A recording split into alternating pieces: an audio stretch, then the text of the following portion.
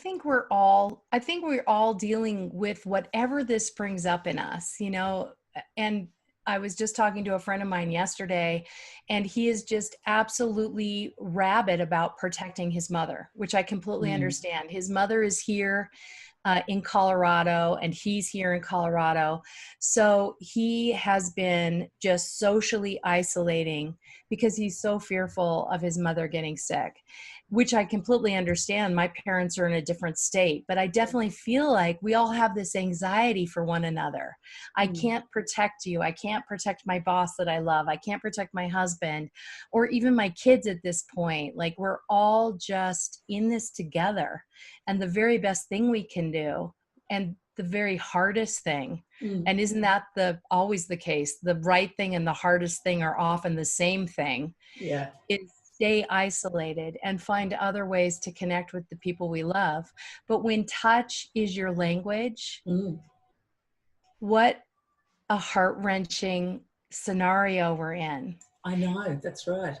Yeah. And I think, like many massage therapists, like a lot of the states are lifting their stay-at-home orders, and massage therapists can go back to work in many places if they want to. But like Australia, we never got through the first wave, and now the numbers are going up. The caseloads are going up again in every state.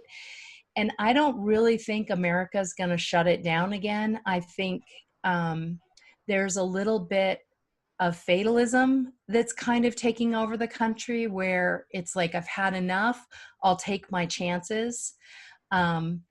And if you're over 65 or 65 or older, I'm just going to expect you to stay behind a glass wall until there's a vaccine. So it's this painful reckoning with what this means for older adults. What it means. We're going to end up with all of this survivor guilt, I think, that we haven't even started to think about. But wow. Yeah. But for massage therapists, they're really asking themselves, like, what does it mean to be in a room, an enclosed space with someone who's not part of your family, and touch them for 60 minutes? We know, I mean, while nobody is completely clear about how much viral load is, or how much like infectious dose you need, like, okay, take influenza, for example. Yeah. 10 particles of influenza virus, and that's an infectious dose. You can get an infection from that. COVID is probably more infectious, meaning that it takes very small amounts of inhaled particle to have an infectious dose.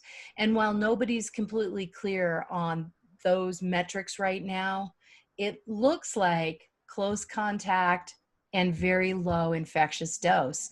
That means a massage therapist who's not in an N95 or KN95 mask is probably at risk if they end up with an asymptomatic or pre-symptomatic client on the table.